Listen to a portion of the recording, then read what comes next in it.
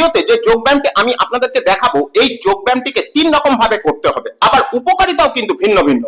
এই ব্যায়ামটির প্রথম ধরনের নাম কোবরা পোজ। এই আসনটির নিয়মিত অভ্যাস আমাদের মেরুদণ্ডকে যথেষ্ট পরিমাণ নমনীয় করে তোলে, পিঠের ব্যথা উপশমে সাহায্য করে, হজম শক্তির উন্নতি ঘটায়, ফুসফুস ভালো রাখতে সাহায্য করে।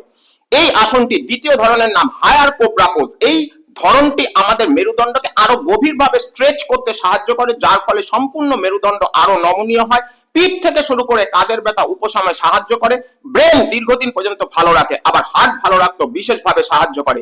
এই ব্যায়ামটি তৃতীয় ধরনের নাম আপওয়ার্ড ফেসিং ডগ অর্থাৎ ঊর্ধ্বমুখী শনাসন। আত্মবিশ্বাস বাড়াতে এই এক্সারসাইজটি দারুণভাবে সাহায্য করে। দীর্ঘদিন কোমরের যন্ত্রণা যারা ভুগছেন তাদের জন্য এই ব্যায়ামটি দারুণ উপকারী। বুক এবং পেট এবং হাতের গঠন তৈরি করতে ভীষণভাবে সাহায্য করে।